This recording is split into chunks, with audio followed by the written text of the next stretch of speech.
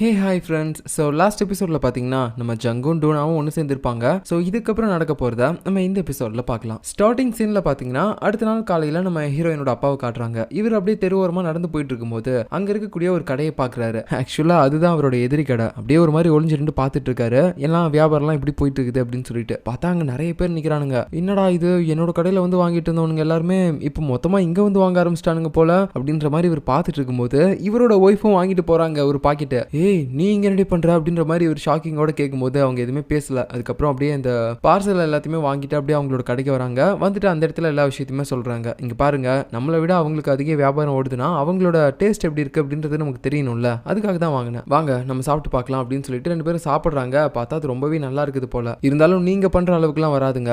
அவங்களோட கடை இதோ கொஞ்சம் ஆம்பியன்ஸ்லாம் நல்லா இருக்குது போல, அதுக்காக தான் அங்கே நிறைய கூட்டம் போகிறாங்க அப்படின்ற மாதிரி அவங்க பேசுகிறாங்க. ஆனால் இந்த இடத்துல பார்த்தீங்கன்னா அவருக்கு மனசே விட்டுருச்சு. அவ்வளோதான், இது வந்து ரொம்பவே நல்லா இருக்கு, இதுக்கப்புறம் கண்டிப்பா வந்து நம்ம கடைக்கு எவனுமே வரமாட்டான் அப்படின்ற மாதிரி யோசிச்சுட்டு இருக்காரு. இப்போ இன்னொரு பக்கம் நம்ம ஹீரோவும் ஹீரோயினும் டேட் பண்ணிட்டு இருக்காங்கல்ல, அதனால இப்போ வெளியே ஒரு இடத்துக்கு வந்திருக்காங்க. அங்க உட்காந்து நல்லா ஜங்க் ஃபுட்ஸ்லாம் சாப்பிட்டுட்டு இருக்கும்போது நம்ம ஹீரோ சொல்றான், ஆமா நீ அமெரிக்காவில் இருக்கும்போது அங்க கிச்சன்ல சமைக்கிறது எல்லாத்தையுமே நீ ஒரு மாதிரி வீடியோ எடுத்து வைப்பல்ல, அந்த மாதிரி ஏன் நீ இப்போ வீடியோ எடுத்து அப்லோட் பண்ணக்கூடாது யூடியூப்ல அப்படின்னு கேட்கும்போது, அந்த மாதிரிலாம் பண்ண முடியாதுடா, அதுவும் இல்லாம இப்போ நிறைய பேர் யூடியூப்ல பெரிய பெரிய ஆளுங்கலாம் இருக்காங்க, நான் போடுற சமையல் குறிப்பு வீடியோஸ்லாம் யாரு போய் பார்க்க போறா அப்படின்னு சொல்லும்போது, இருக்கட்டும் நீ சும்மா பண்ணிப்பாரு, ஏன்னா நீ ஒன்றும் மற்றவங்களோட டிஷ் எல்லாத்தையுமே எடுத்து போடலையே, நீ தயாரிச்ச சில புது டிஷ் தான் போட போற, அதனால ட்ரை பண்ணி பாரு அப்படின்னு சொல்லும்போது இவளுக்கும் அது நல்ல ஐடியாவா தோணுது. அதுக்கப்புறம் நம்ம ஹீரோ பார்த்தீங்கன்னா நைட்டு அவனோட கம்பெனியில் இருக்கக்கூடிய கிச்சனுக்கு ஹீரோயினை கூட்டிட்டு போயிட்டு அவளுக்கு தேவைப்படுற எல்லா பொருளையுமே வாங்கி வச்சிருக்கான். கேமரா, லைட்னிங் எல்லாமே பக்காவா இருக்குது. ஸோ இப்போ நம்ம ஹீரோயின் சமைக்கிறது மட்டும் தான் பாக்கி. ஆனால் அவளுக்கு சமைக்கவே ஒரு மாதிரி பயமா இருக்குது கேமரா முன்னாடி.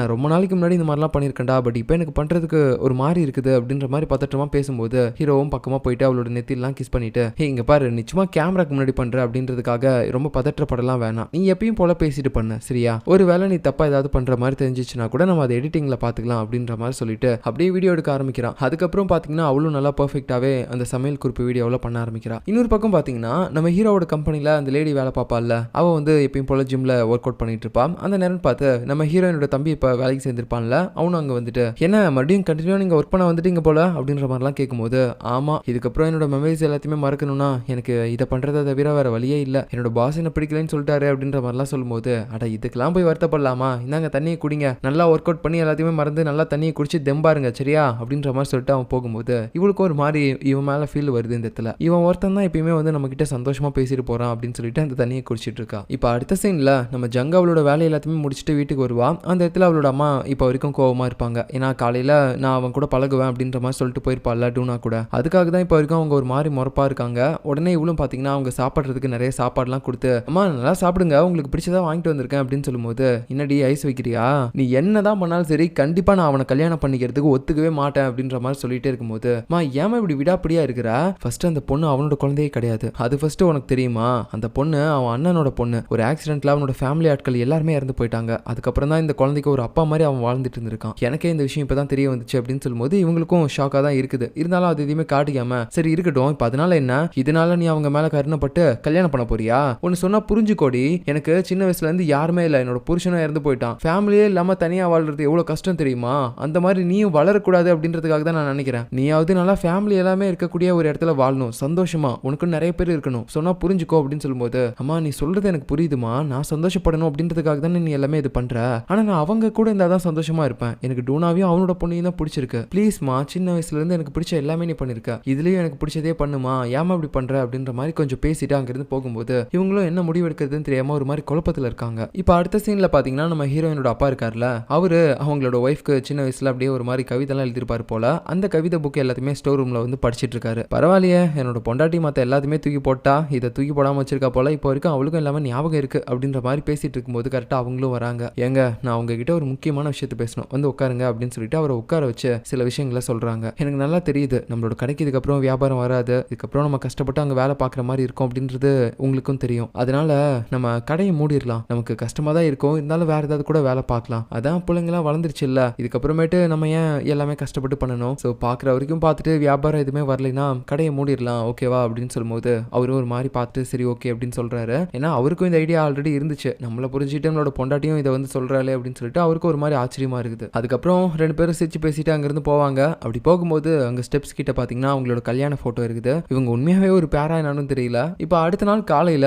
நம்ம ஹீரோ அப்படியே கண் முழிக்கிறான். எழுந்த உடனே ஒரு மாதிரி ஷாக்கிங்கோட டேட்டை பார்க்கறான். ஆக்சுவலா என்னன்னு பாத்தீங்கன்னா இன்னைக்கு அவன் நம்ம ஹீரோயினுக்கு ப்ரப்போஸ் பண்ண போறான். அதனால எல்லாமே இன்னைக்கு பக்காவா இருக்கணும் அப்படின்னு சொல்லிட்டு உடனடியா போயிட்டு குளிக்க ஆரம்பிக்கிறான். ஆனா அப்படி குளிச்சிட்டு இருக்கும் போதே பாத்தீங்கன்னா தண்ணி கட் ஆயிருச்சு. ஐயோ என்ன தண்ணி வரல அப்படின்னு சொல்லிட்டு இவனும் பாத்தீங்கன்னா சோப்பு நுரையோட கீழே போறான். அங்க அவனோட அப்பா ஒரு வாட்டர் பாட்டில தண்ணி குடிச்சிட்டு இருப்பாரு. அப்பா என்னப்பா தண்ணி வரல என்னாச்சு அப்படின்னு கேட்கும்போது, அடடா உனக்கு விஷயம் தெரியாதா, இன்னைக்கு டேங்கை கிளீன் பண்ணிட்டு இருக்காங்க, அதனால தண்ணி வராது அப்படின்னு சொல்லும்போது, ஐயோ இப்போ நான் என்ன பண்றது அப்படின்னு முழிச்சிட்டு இருக்கும்போது, வேணும்னா இதை யூஸ் பண்ணிக்கிறியா அப்படின்னு சொல்லிட்டு அவர் குடிச்சிட்டு இருந்த அந்த டப்பாவே கொடுக்குறாரு. இவனும் அவசரத்துக்கு வேற வழி இல்லைன்னு சொல்லிட்டு அதை வாங்கிக்கிறான். அதுக்கப்புறம் பாத்தீங்கன்னா நல்லா ஷர்ட் எல்லாம் வந்து அயன் பண்ணிட்டு இருப்பான். அப்படி அயன் பண்ணிட்டு இருக்கும்போது யாரோ ஒருத்தங்க கால் பண்றாங்க அப்படின்னு சொல்லிட்டு அவன் அயன் பாக்ஸை நல்லா திருப்பி தான் வச்சுட்டு போவான். பட் இருந்தாலும் அவன் போகும்போது அந்த ஒயரை லைட்டா தட்டி விட்டுருவான். அதனால அந்த அயன் பாக்ஸ் அந்த ஷர்ட் மேல விழுந்து அவன் போன் பேசிட்டு வந்து பார்க்கும்போது அது அப்படியே ஃபுல்லா கருகிருச்சு. அட கன்றாவியே, என்ன எனக்கு இன்னைக்கு நேரமே சரியில்லை, இன்னைக்கு ஒரு முக்கியமான நாள் வேற அப்படின்னு சொல்லிட்டு புலம்பிட்டு இருக்கான். இன்னொரு பக்கம் ஆன்டிஸ் கேங்லாம் இருக்காங்கல்ல, அவங்க எல்லாருமே ஏதோ ஒரு ஷிப்ல வேற ஒரு கண்ட்ரிக்கு டிராவல் பண்ணிட்டு போகணும் அப்படின்ற மாதிரி ஒரு பிளான் போட்டிருந்தாங்கல்ல,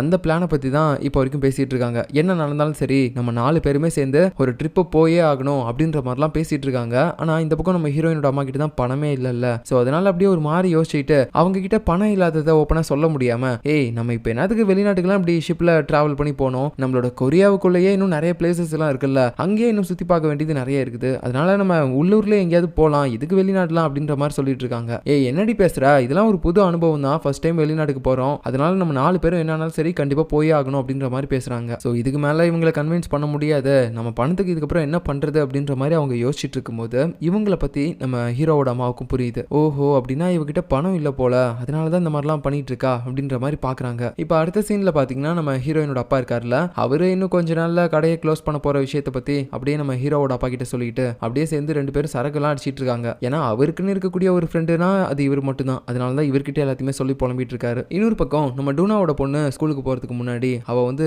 பேப்பர்ல ஒரு பூவை பண்ணிருப்பா. அந்த பூவை வந்துட்டு நம்ம ஜங்கோட அம்மா கிட்ட கொடுக்குறா. இது எதுக்குமா என்கிட்ட கொடுக்குறா? அது ஒன்னும் இல்ல ஆண்டி, நான் உங்க கூட இருக்கும் போதெல்லாம் நீங்க எப்பயுமே சந்தோஷமா என்கிட்ட சிரிச்சு பேசிட்டே இருப்பீங்க, ஆனா இப்போ கொஞ்ச நாளாவே நீங்க அந்த மாதிரி சிரிச்சு பேசுறது இல்ல, அதனால தான் உங்களுக்கு ஏதோ உடம்பு சரியில்லைன்னு சொல்லி தெரிஞ்சுக்கிட்டு நானே என்னோட கையால இந்த பூவை பண்ணி கொண்டு வந்திருக்கேன், இதை வச்சுக்கோங்க அப்படின்னு சொல்லும்போது அவங்களும் பாத்தீங்கன்னா ஒரு மாதிரி வாங்கிக்கிறாங்க. சரி ஓகே ஆண்டி நான் வரேன் அப்படின்னு சொல்லிட்டு அவ அங்கிருந்து போனதுக்கு அப்புறம் அவ பண்ணிட்டு போன இந்த கியூட்டான விஷயங்கள் எல்லாமே இவங்க நினைச்சு பார்த்துட்டு, இந்த பொண்ணுக்கு இருக்கக்கூடிய அறிவு கூட எனக்கு இல்லைன்னு நினைக்கிறேன், சரி எல்லாருமே நல்லா இருக்கட்டும், நம்ம எதுக்காக அவங்களுக்கு குறுக்க நிக்கணும் அப்படின்ற மாதிரி இந்த இடத்துல அவங்க யோசிக்கிறாங்க. அடுத்த சீன்ல பாத்தீங்கன்னா ஒரு ஃப்ளவர் ஷாப்போட ஓனர் கிட்ட போயிட்டு நம்ம ஹீரோ அவனோட கார் கீயை வாங்குறான். என்னடா இவங்க கிட்ட இருந்து ஏன்டா கார் கீயை வாங்குறான் அப்படின்னு சொல்லி பார்த்தா அவனோட டிக்கில ஒரு டெக்கரேஷன் பண்ண சொல்லியிருப்பான் போல, will you marry me அப்படின்னு சொல்லி நம்ம ஹீரோயின் கேட்குற மாதிரி. இந்த டெக்கரேஷனை பார்த்ததுக்கு அப்புறம் அவனுக்கு ரொம்ப பிடிச்சிச்சு, கண்டிப்பா இதை பார்த்தா அவளுக்கு எனக்கு சம்மதிக்க போறா அப்படின்ற மாதிரி சொல்லிட்டு இவன் அப்படியே நம்ம ஹீரோயினுக்கு கால் பண்றான். இந்த பக்கம் என்னன்னா நம்ம ஹீரோயின் அவளோட யூடியூப் சேனல் இருக்குல்ல, அதான் அந்த ரெசிபி வீடியோஸ் எல்லாம் அப்லோட் பண்ணிருப்பாள்ல, அதுல இருக்கக்கூடிய வியூஸை பார்த்துட்டு இருக்கா. என்ன ரொம்பவே கம்மியா தான் வியூஸ் இருக்கு, எதுவுமே இன்க்ரீஸ் ஆகாம இருக்கு அப்படின்னு சொல்லி புலம்பிட்டு இருக்கும்போது உடனே ஹீரோவோட கால் அட்டன் பண்ணி இதா வந்துட்டே இருக்கண்டா அப்படின்னு சொல்லிட்டு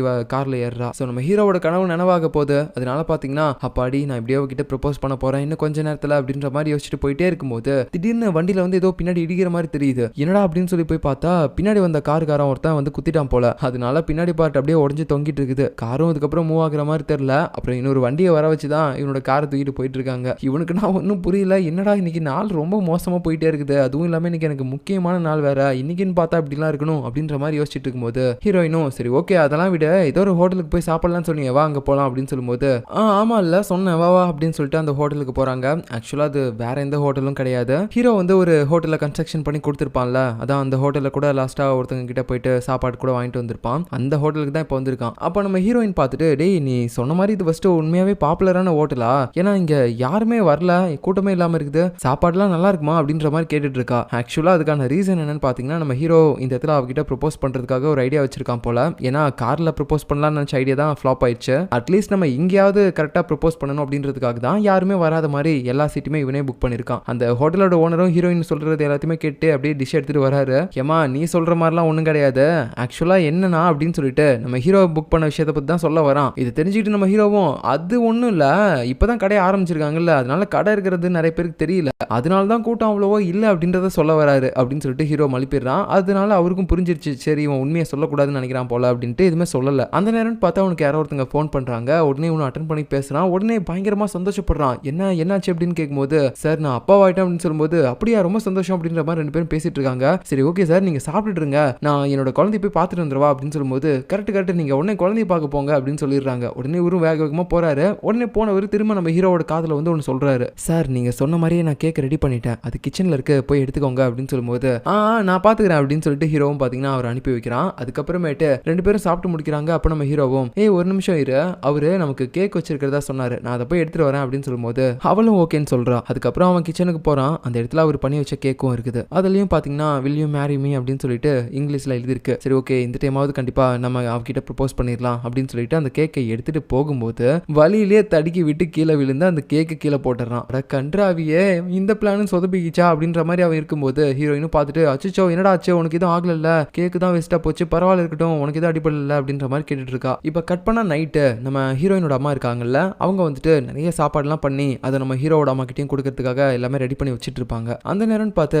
நம்ம ஹீரோவோட அம்மா ஏதோ ஒரு முக்கியமான விஷயம் பேசணும் அப்படின்னு சொல்லிட்டு உள்ள வராங்க. என்னடி திடீர்னு வந்திருக்க, என்ன விஷயம் அப்படின்னு கேட்கும்போது அது ஒன்றும் இல்லை, நம்ம எல்லாருமே ட்ரிப் ஒன்றா சேர்ந்து போகிறோன்னு சொல்லியிருக்கோம்ல ஷிப்பில் அப்படின்னு கேட்கும்போது ஆமாம், இப்போ அதுக்கு என்ன, இல்லை அதுக்கு நீ ஒரு மாதிரி யோசிச்சுட்டு இருக்கிறது எனக்கு புரியுது, பணம் தானே உன்ட்ட இல்லை, அதனால நீ ஒன்றும் கவலைப்படாத, நான் வேணா உனக்கு பணம் கொடுக்குறேன் அப்படின்னு சொல்லும்போது இவங்க அப்படியே ஒரு மாதிரி பார்த்துட்டு என்ன சொன்ன, பணம் கொடுக்குறியா, என்னை பார்த்தா உனக்கு எப்படி இருக்குது, காலம் முழுக்க உன்கிட்ட பிச்சை எடுத்துட்டு இருக்கிற மாதிரி இருக்குதா, என்னடி எதோ பேசுற, நம்ம 2 பேரும் சின்ன வயசுல இருந்து ஃப்ரெண்ட்ஸா இருக்கிறோம், என்னோட குழந்தைய வேற நீ கஷ்டப்பட்டு வளர்த்துருக்க, நான் வெளிநாட்டுக்கு போய் வேலை பார்க்கும் போதெல்லாம், ஸோ அதுக்கு நான் உனக்கு நன்றி கடன் பட்டிருக்கேன்ல அப்படின்னு சொல்லும்போது ஆமா, நீ அப்போதைக்கு நான் உன் குழந்தைய பார்த்ததுக்கு எனக்கு அப்பவே நீ காசுலாம் கூட கொடுத்துருக்க, அது உனக்கு ஞாபகம் இருக்கா, அதுவும் உன் குழந்தைக்கு நான் ஏதாவது எக்ஸ்ட்ரா செலவு பண்ணிட்டேன்னா அதுக்கு கூட நீ எக்ஸ்ட்ரா காசுலாம் கொடுத்துருக்க, இதுல ஃப்ரெண்ட்ஷிப் எங்க வருது, நான் வேலை பார்த்ததுக்கு நீ காசு கொடுத்த, ஏன்னா உங்ககிட்ட பணம் அதிகமா இருந்துச்சு, அதை வச்சு அந்த திமிர்ல நீ என்கிட்ட அதிகமா காசு கொடுத்துட்டு இருந்த, எனக்கு அப்பையில இருந்து உன் மேல செம்மையான கோவம் இருந்துட்டு தான் இருந்துச்சு, இப்பயும் வந்துட்டு ஏதோ உனக்கு பணம் இல்லையா நான் கொடுக்குறேன் அப்படின்ற மாதிரி வர, நீ என்ன அவ்வளவு பெரிய ஆளாடி, நீ எனக்கு பிச்சை போடுறியா அப்படின்ற மாதிரி சொல்லிட்டே இருக்கும்போது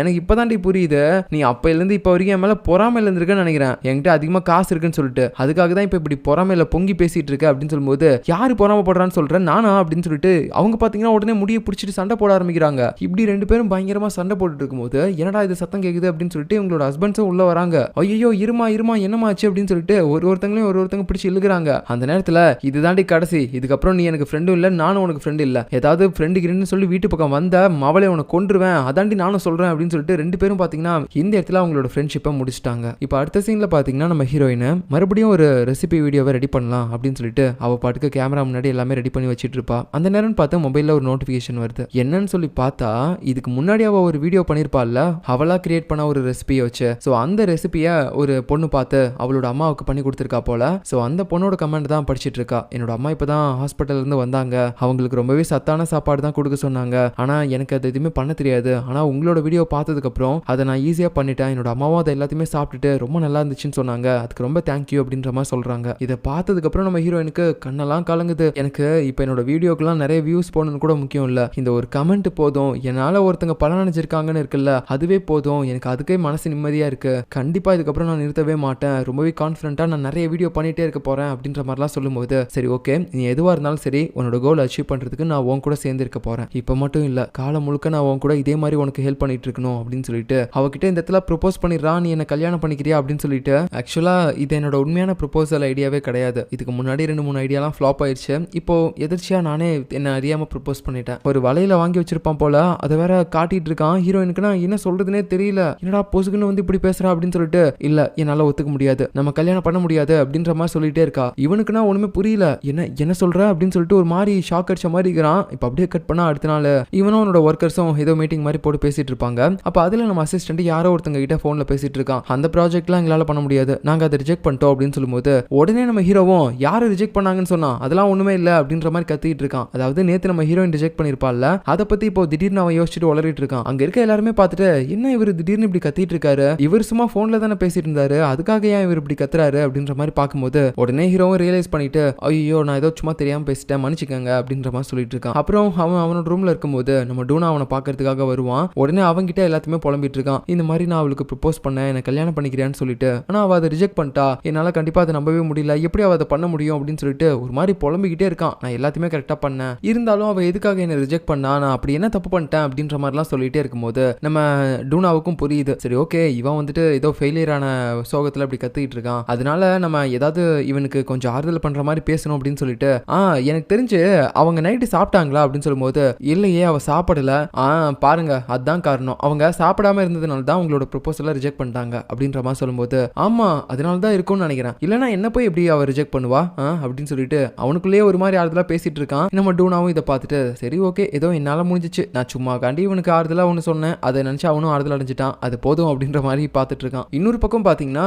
நேத்து நைட்டு நடந்த சண்டையினால நம்ம ஹீரோயினோட அம்மா பாத்தீங்கன்னா ஒரு மாதிரி கத்திட்டு இருக்காங்க அவங்களோட ஹஸ்பண்ட் கிட்ட. அவளுக்கு எவ்வளவு திமிர் இருந்தா எனக்கு வந்து பணம் கொடுக்குறேன்னு சொல்லியிருப்பா, எனக்கு அப்பவே தெரியும், நான் அவ கூட பழக ஆரம்பிச்சப்பயே அவளுக்கு இருக்கக்கூடிய நிறைய பண திமிரை வச்சு ஏதோ என்ன கருணையா பாக்குற மாதிரி ரொம்ப கேவலமா பாப்பா, எனக்கு அது பிடிக்கவே பிடிக்காது, அந்த மாதிரி தான் இப்பயும் பார்த்துட்டு காசு கொடுக்க வந்திருக்கா அப்படின்ற மாதிரிலாம் சொல்லும்போது அப்படிலாம் இருக்காது, உனக்கு பணம் தேவைப்படும் அப்படின்னு தெரிஞ்சுதான் அவங்க அதை கொடுக்கறதுக்கு வந்திருக்காங்க, உனக்கு ஹெல்ப் பண்ண தான் நினைச்சிருக்காங்க அப்படின்னு சொல்லும்போது நீங்க என்ன அவளுக்கு சப்போர்ட் பண்ணிட்டு இருக்கீங்க அப்படின்னு சொல்லி பயங்கரமா கத்திட்டு இருக்காங்க. இன்னொரு பக்கம் அவங்களும் பாத்தீங்கன்னா அதே மாதிரி தான் நம்ம ஹீரோட அம்மா, அவளுக்கு எவ்வளவு திமிர் இருக்கும், போனா போதுன்னு ஹெல்ப் பண்றதுக்காக நான் பணம் கொடுத்தா அவ என்னையவே திட்டுறா, நான் ஏதோ பண திமிர் பிடிச்சவன்னு சொல்லிட்டு அப்படின்ற மாதிரி கத்தும் போது இவங்களும் அப்படியே சப்போர்ட் பண்ணி பேசுறாங்க. இல்லம்மா அவங்களோட நிலைமையில இருந்து நினைச்சு பார்த்தா அவங்க பேசுனதுல எதுவும் தப்பில்லாத மாதிரி தான் இருக்குது, அவங்க அப்படி நினைக்கிறது தப்பில்ல அப்படின்ற மாதிரிலாம் சொல்லும்போது நீங்க என்ன அவங்களுக்கு சப்போர்ட் பண்றீங்க அப்படின்ற மாதிரி ரெண்டு இடத்துலயும் மாறி மாறி சண்டை தான் போட்டுட்டு இருக்காங்க அவங்களோட ஹஸ்பண்ட்ஸ் கிட்ட. இதை பார்த்துட்டு இந்த ஹஸ்பண்ட்ஸ் ரெண்டு பேருமே பாத்தீங்கன்னா மொபைல்ல சாட் பண்ணிட்டு இருக்காங்க. அங்க நிலவரம் எப்படி இருக்குது, ஏதாவது சமாதானமானாங்களா அப்படின்னு கேட்கும்போது இல்ல இங்கேயும் கத்திட்டு தான் இருக்காங்க. சரி ஓகே கடைக்கு வாங்க நம்ம ரெண்டு பேரும் மீட் பண்ணி பேசலாம் இதை பத்தி அப்படின்னு சொல்லிட்டு ரெண்டு பேரும் சாட் பண்ணிட்டு இருக்காங்க. இன்னொரு பக்கம் நம்ம ஜங்கோட அம்மா வேலையை முடிச்சுட்டு நடந்து வீட்டுக்கு போயிட்டு இருப்பாங்க. அந்த நேரத்துல நம்ம ஜங்கு அதுக்கப்புறம் டூனா அவனோட பொண்ணு இவங்க மூணு பேருமே கையை கோர்த்துட்டு அங்க போறது பாக்குறாங்க. பார்த்துட்டு திட்டு நினைக்கிறாங்க, இருந்தாலும் எதுவுமே பேசாம அப்படியே கொஞ்சம் சைலண்டா இருந்து பாக்குறாங்க. என்னன்னா நம்ம டூனாவோட பொண்ணு ஷூலேஸ் பாத்தீங்கன்னா அவுந்திருக்கும். அதை பார்த்துட்டு நம்ம ஜங்கு வந்து நல்லா பாரு, நான் இந்த ஷூலேஸ் எப்படி போடுறது அப்படின்னு சொல்லி ஒரு மேஜிக் ட்ரிக் சொல்லி கொடுக்குறேன், அதே மாதிரி நீயும் பண்ணின்னு வச்சுக்கோயேன், கண்டிப்பா அந்த ஷூலேஸ் அவராது அப்படின்னு சொல்லிட்டு அவ அதை பண்ணிட்டு இருப்பா. இதை பார்த்துட்டு இருக்கும்போது நம்ம ஜங்கோட அம்மாவுக்கு ஒரு ஃபிளாஷ்பேக் ஞாபகம் வருது. அது என்னன்னா அவங்களோட பொண்ணு அவங்க தனியா கஷ்டப்பட்டு வளர்த்துட்டு இருக்கும்போது இதே மாதிரி வார்த்தை தான் சொல்லியிருப்பாங்க அவங்களோட பொண்ணுக்கும். இங்க பாருமா இந்த ஷூலேஸ் போடுறதுக்கு நான் ஒரு மேஜிக் ட்ரிக் சொல்லி கொடுக்குறேன் பாரு அப்படின்னு சொல்லிட்டு அவங்களும் போட்டு விட்டுருப்பாங்க. ஸோ அது எல்லாத்தையுமே நினைச்சு பார்த்துட்டு என்னோட பொண்ணு கண்டிப்பா அவன் கூட இருந்தாதான் நல்லா இருப்பா போல, அதனால அவளோட சந்தோஷத்தை நம்ம கெடுக்க வேணாம் அப்படின்ற மாதிரி முடிவு பண்ணிடுறாங்க. அப்புறம் வீட்டுக்கு போயிட்டு இவங்க மூணு பேரும் ஒன்னா ஒருத்த பாக்குறாங்க. அப்படியே ஒரு மாதிரி முறைச்சிட்டு இருக்கும்போது இவங்களும் பாக்குறாங்க, ஐயோ ஆன்ட்டி வேற பாத்துட்டாங்களே அப்படின்னு சொல்லிட்டு உடனே நம்ம ஜங்கு கிட்ட ஏய் என்னடி பண்ணிட்டு இருக்கா, எனக்கு சாப்பாடு ஏதாவது ஆர்டர் பண்ணு பசிக்குது அப்படின்னு சொல்லும்போது சரிம்மா ஆர்டர் பண்றேன், அப்படியே அந்த டூனாவுக்கும் இந்த செல்லக்குட்டி பொண்ணுக்கும் ஏதாவது ஆர்டர் பண்ணு அப்படின்ற மாதிரி சொல்றாங்க. ஸோ இந்த இடத்துல நம்ம ஜங்குக்கு தெரிஞ்சு போச்சு, அப்பாடி எப்படியோ ஒரு வழியா நம்மளோட அம்மா நம்ம கல்யாணத்துக்கு சம்மதிச்சிட்டாங்க அப்படின்னு சொல்லிட்டு சந்தோஷமா அவங்கள கட்டி பிடிச்சிட்டே உள்ள போறா. ஸோ இவங்களோட ரூட் ஒரு பக்கம் கிளியர் ஆயிடுச்சு. இன்னொரு பக்கம் பாத்தீங்கன்னா நம்ம ஹீரோவோட அப்பாவும் ஹீரோயினோட அப்பாவும் அப்படியே இந்த விஷயத்தை பத்தி அவங்களோட கடையில உட்காந்து பேசிட்டு இருக்காங்க. என்ன நம்ம பொண்டாட்டிங்க இப்படி இருக்குதுங்க, சின்ன விஷயத்துக்கு போயிட்டு இப்படி சண்டை போட்டுட்டு இருக்காங்க, அவங்களுக்குலாம் அறிவே இல்லை போல அப்படின்ற மாதிரி ரெண்டு பேரும் குடிச்சிட்டு பேசிட்டு இருக்காங்க. அப்படியே நைட் ஆகுது. ஸோ இவங்க ரெண்டு பேரும் இந்த மாதிரி அந்த கடையில குடிச்சிட்டு இருக்க விஷயம் அவங்களோட ஒய்ஃபுங்களுக்கு தெரிய வருது. ஸோ அதனால பாத்தீங்கன்னா ஒரு மாதிரி கோவத்தோட அந்த கடைக்கு போறாங்க. அப்போ கூட ரெண்டு பேருமே ஒரு மாதிரி மூஞ்ச தூக்கி வச்சுட்டு தான் உள்ள போறாங்க சண்டை போட்டுக்கிட்டு. ஏய் என்னடா பண்ணிட்டு இருக்கீங்க ரெண்டு பேரும் அப்படின்ற மாதிரி கேட்கும்போது சகலா என்ன உன் பொண்டாட்டி மாதிரியே இருக்குது அப்படின்னு சொல்லிட்டு ரெண்டு பேரும் போதையிலே மாறி மாறி பேசிட்டு இருக்காங்க. இந்த நேரத்துல நம்ம ஹீரோயின் பாத்தீங்கன்னா வீட்டுல தனியா இருப்பா. ஹீரோ நேத்து ப்ரொபோஸ் பண்ணதை பத்தியே நினைச்சுக்கிட்டே இருக்கா. என்னத்துக்கு அவன் திடீர்னு வந்து இப்படி கேட்டான் அப்படின்னு சொல்லிட்டு கரெக்டா அந்த நேரம் பார்த்து அவனோட நம்பர்ல இருந்தே கால் வருது. இவ அட்டன் பண்ணி பேசினா அவன் மறுபடியும் குடிச்சிட்டு மட்டையா இருப்பான் போல. அதனால அந்த கடையோட அக்கா தான் இவளுக்கு கால் பண்ணி மறுபடியும் இந்த விஷயத்த சொல்லியிருக்காங்க. என்னமா இந்த பையனுக்கு பிரச்சனை, அடிக்கடி இப்படி மட்டையாயிட்டே இருக்கான் அப்படின்ற மாதிரி கேட்கறாங்க. இவளும் எதுவுமே பேச முடியாம அப்படியே பாத்தீங்கன்னா மறுபடியும் போதையிலேயே அவனை தூக்கிட்டு போயிட்டு இருப்பா. அவனும் தள்ளாடிட்டே வந்துட்டு இருப்பான். ஒரு இடத்துக்கு மேல ஒரு பெஞ்சில் உட்கார வச்சு டே உனக்கு என்னடா பிரச்சனை, ஏன்டா அப்படி பண்ணிட்டு இருக்க அப்படின்னு சொல்லும்போது நீ தாண்டி பிரச்சனை, ஏன்டி நேத்து என்ன ரிஜெக்ட் பண்ண, நான் எல்லாம் கரெக்டா தானே பண்ணேன், நீ எதுக்காக என்ன ரிஜெக்ட் பண்ண அப்படின்ற மாதிரி சொல்லிட்டே இருக்கும்போது நீ இப்ப நிதானமா இல்ல, நம்ம எதுவா இருந்தாலும் அப்புறம் பேசலாம் அப்படின்ற மாதிரி ஹீரோயின் ஒரே முடிவா சொல்லிடுறா. அதுக்கப்புறம் கொஞ்ச நேரம் கழிச்சு நம்ம ஹீரோ தூக்கத்துல இருந்து கண் முழிக்கும் போது ஹீரோயின் பக்கத்துல உட்காந்துட்டு இருப்பா. இப்ப நம்ம ஹீரோ ஓரளவுக்கு நிதானமா இருக்கான் போல.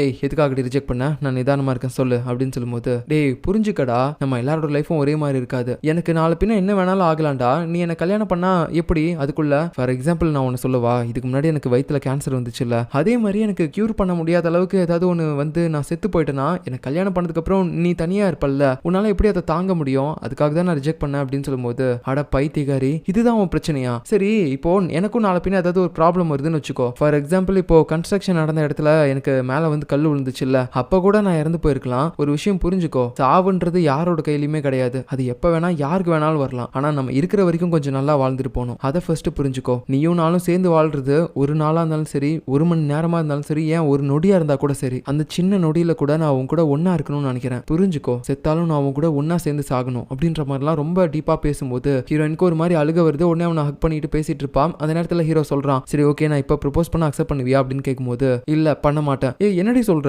எனக்கு மறுபடியும் அந்த வலையில கொடுத்து ப்ரொபோஸ் பண்ணு அப்பதான் அக்செப்ட் பண்ணுவேன் அப்படின்ற மாதிரி சொல்லிட்டு இருப்பா. இப்படி அவங்க ரெண்டு பேரும் மறுபடியும் ஒன்னு சேர்ந்து ஒரு மாதிரி கட்டி பிடிச்சிட்டு பேசிட்டு இருக்கும்போது கரெக்டா பாத்தீங்கன்னா இவங்க ரெண்டு பேரோட அம்மாவும் போதையில இருக்கக்கூடிய அவங்களோட ஹஸ்பண்ட்ஸ் அப்படியே தூக்கிட்டு வந்துட்டு இருக்காங்க. அது அதுவும் இல்லாம இந்த இடத்துல இவங்க கட்டி பிடிச்சிட்டு இருந்ததையும் பார்த்துட்டாங்க. சோ விஷயம் வெளியே லீக் ஆயிருச்சு. அவ்வளவுதான், இவங்களோட கதையே முடிஞ்சிருச்சு. சோ இதுக்கப்புறம் நடக்க போறத நம்ம அடுத்த எபிசோட் ரிலீஸ் ஆனதுக்கு அப்புறம் பார்க்கலாம். பாய்.